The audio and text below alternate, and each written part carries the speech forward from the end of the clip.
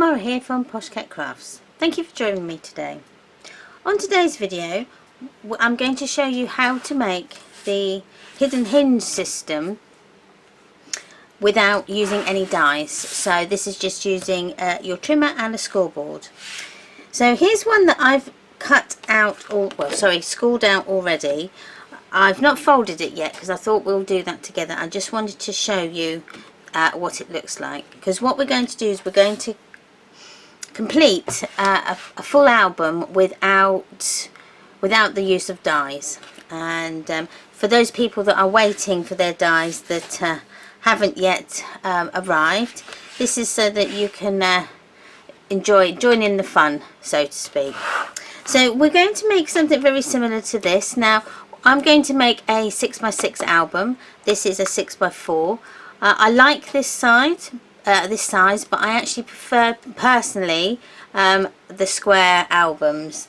Don't know why, I just do. That's just my personal preference. But this one, as I say, is a 6x4, and as I say, it's going to be similar. It's not going to be the same, it's just going to be similar. So this is the width of our spine, so that will house our hidden hinge system. And if I just take you inside so that you can just see, the hinges are hidden in the pockets. Okay, so we will be doing those at a later stage as well. So what will we need? So to start with, we're going to just do the hinge system, and then we will then make up our album as we go along.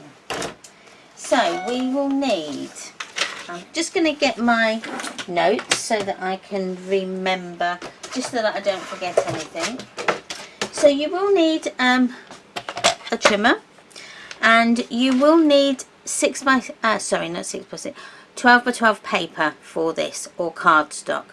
I use craft card. That's my personal favourite, but you could use any card that you want to, as long as it's for this album you do need to have the 12x12. Now the cardstock that we're going to be using, for those of you that would like to ask, is from Anna Marie Designs, and I find their craft stock is the best. I don't know why. It just, to me, I just love it. It scores nice, it sits nice, it inks nice. So that's where I get this from. So we have got like a smooth side on one, and then on the other side it's a bit rougher and a different colour. Okay, so that's the cardstock we're going to be using. Just to inform you, I'm not getting paid for any of the companies from any of the companies that I mention. It's just to give you, just so that in case you ask where I get my things from, then you can maybe go and have a look. It's entirely up to you, don't have to, but just to let you know that I'm not benefiting from any money or items from anybody. So with that said, your first sheet of 12x12 cardstock, you need to cut it down to 11 3/4. So let's do 11 3/4. Okay, so it just will be a little tiny bit off of there. And then you need to then turn it round, and then you need to cut this at 6 1/4. So 6 1/4, like so. So don't throw this bit away, because we will be using it later. So now you'll need your scoreboard. Now you need to make sure that it's butted up against the edge on your left hand side and butted up to the top. So to start our measurements, these are the measurements, these are the scores that we're going to score. We're going to start at 1 3/4. So you make your first score mark down there. And then we're going to go to 2 1/4 and score, and then 2 3/4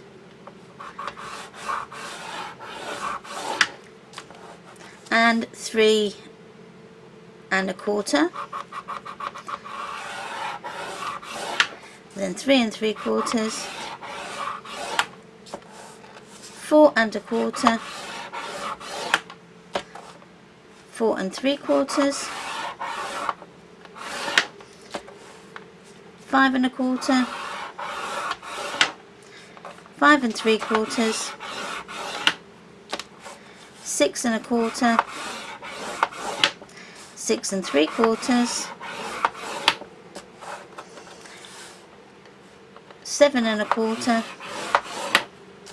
7 3/4, 8 1/4, 8 3/4, 9 1/4, 9 3/4, and 10 1/4. Okay. So that then is our hinge. Is we need to fold it, but before we fold it, we're going to put on our double-sided tape. Now the reason we do this is that it makes it so much easier to do it now than what it would do if we did it when it is all folded. So you need to pick the side that you want to show up, and that's your side that you're going to have your hinges on. So you only need then to put your glue, or your double-sided tape on 2 of the scored panels. So, and what I'm doing is I'm putting the double-sided tape as near to the score line as possible. Now that becomes apparent when you fold it and then you put your pages over the top. If you've got glue down here, sometimes it doesn't, it shows the sticky tape. So I tend to put it as near to the middle score line as you can. So you need to do 2 and miss 1. So do 2 and miss 1. Because the one that you miss will be this bit is sort of the bottom of the hinge. So do 2 and miss 1.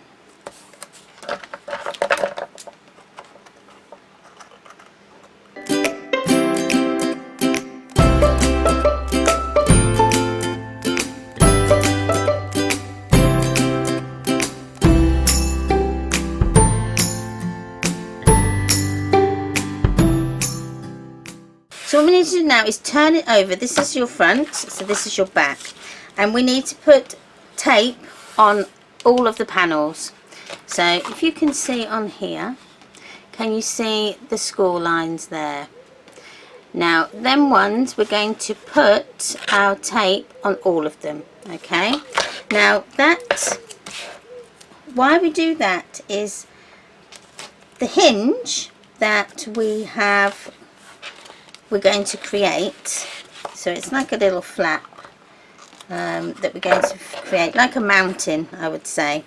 This is the inside of the mountain, and it obviously needs also to be stuck so that it doesn't come apart. So that's the reason for the tape on that side. And then, yes, you've guessed it, the tape on the other one is so that it sticks to our album.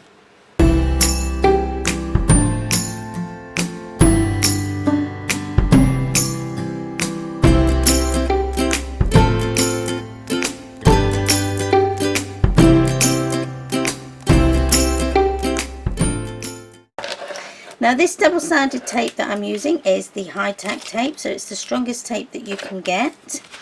This is a 1/4 inch tape. You could possibly get away with using a 1/2 inch tape. I have a half inch tape here. It's just that this one was to hand and I didn't have time to go looking for the other size, but it'll work just as well. Okay. Now you can make different size hinges. You don't have to have such a big gap in between if you didn't want to. You would just need to work out your sizes to make them smaller, so they don't have to be this this large. I just like to put a lot of embellishments and flowers onto my albums, and I find that if I haven't got that extra width, they get squashed, and I don't like that so much. So this is the way I've devised to be able to have the hidden hinge system and have a bulkier album. So now we're on to folding. So as we said, this is our top side, and then this is the bottom side. Okay, so we're going to leave. So what we're going to do is we're going to fold. So we need to turn it round to the back side, and we need to fold one of our panels over. I just need a bone folder if I can find one. Preferably a nice clean one. There we go. Like so. So that then gives you your first fold. Then we need to fold, so then you've got these two here. Okay, you've got your score line in between. We need to fold that score line so that it creates a mountain. So we have to fold our paper down. So it looks a little bit something like that. So we folded that one, and then we folded that one. So now we need to make the mountain. So we then need to fold the other side. So that is what we have created, if you can see there. Okay, so this bit here is our hidden hinge. This is the part of our hinge that our papers are going to fit to. Okay, so now we've created the fold, we need to turn it over onto the back, and we can take off this double-sided tape now. So if you just take that off like so. Oh, sorry about that. I need to get some new ones, I think. Okay, so we've taken that off. Now all we need to do is we just need to stick them together. Okay, and then that's them stuck. So that then is our first page hinge. Can you see? Okay, so we now need to do it with all of them. So again, if you fold the next one over like so, and then the one in the middle, and then it gets easier the more the ones that you do, it does get easier. Now I tend to just enhance that score so that you get a perfect crease. Okay, and then it makes the paper move a little bit more pliable as well. So that's why I do that. So take off the next piece of sticky tape and then fold down. Now as you can see on the back, we're going to leave this double-sided tape on for the moment, okay, because we don't want to take that off yet, because this is what's going to stick to our book once we've made it. Okay, so carry on and fold, and then fold up so that you create your valley, and then fold over as well,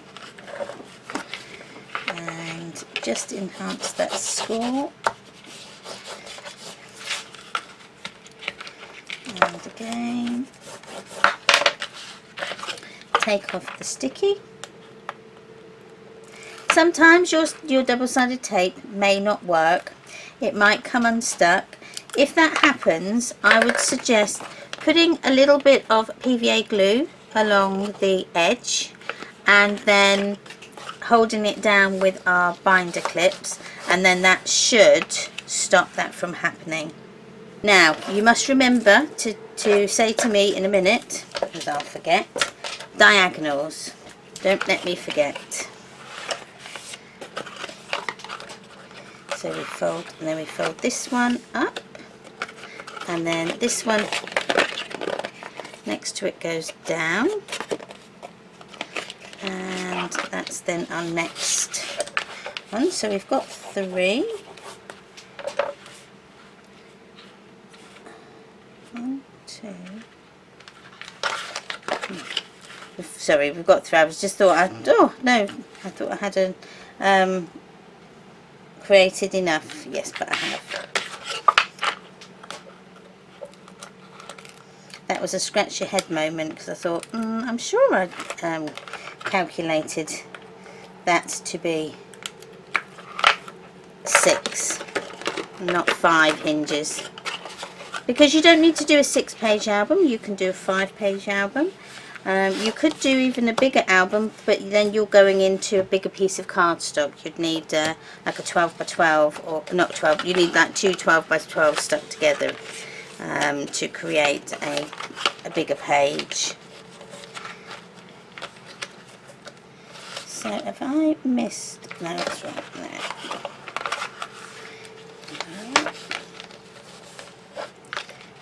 Right.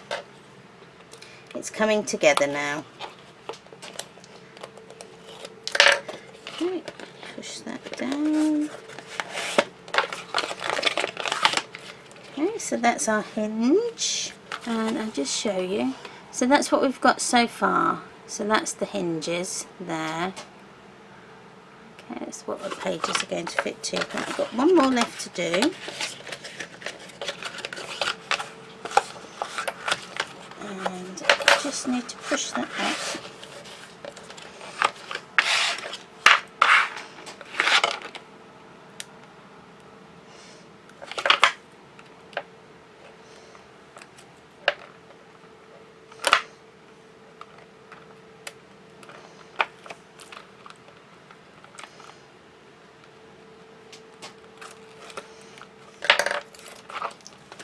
Okay, push this down. And then push that one over, just enhance that score.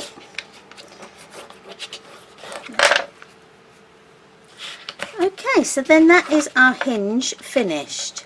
Now what we're going to do now is we're going to cut the ends here at a diagonal.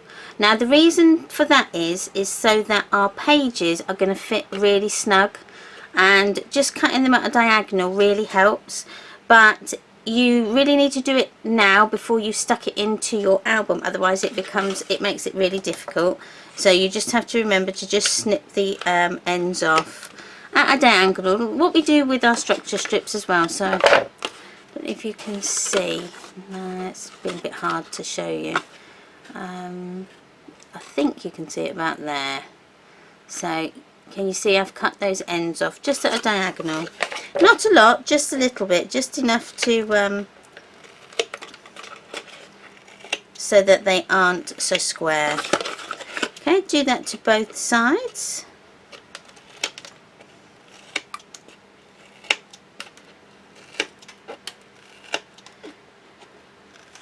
Okay, so that then is our hinge system done. The next one I do will be doing with how we then make the book. Okay, you will need some chipboard. I have got chipboard that is 960 GSM, which cuts beautifully through my guillotine, but you can go up higher if you want. Okay, but that is my comfortable weight that you can use your guillotine. I personally can use my guillotine for. otherwise it ends up you don't cut it straight, and it doesn't look good. So that's the weight of chipboard. Not chipboard, sorry, it's grey board, not chipboard, beg your pardon. So it's the grey board, so you will need grey board. This is the grey board that I'll be using. This is going to make our spine and our front and back cover. That's the only time you need to use this for. Okay, so, and as I say, it's quite a good weight, you can hear, and it does cut quite well through your guillotine. I've got one of those hand guillotines that you put down. Thanks for watching. I hope you've enjoyed it, and you've managed to be able to make your spine now for your memory books. If you have any questions, please comment below and I will answer them. I do tend to answer my messages quite quickly and to the comments, and I read every single one of them. So please keep sending them in. They really make my day reading them. I'll put my links down to all my social medias down below, so click on which one you want to go to and it will take you straight there. Please become a subscriber. It will keep you up to date then on all my videos in the future. I think that's all I've got to say for the moment. Thanks for watching, and I will see you again shortly. Bye!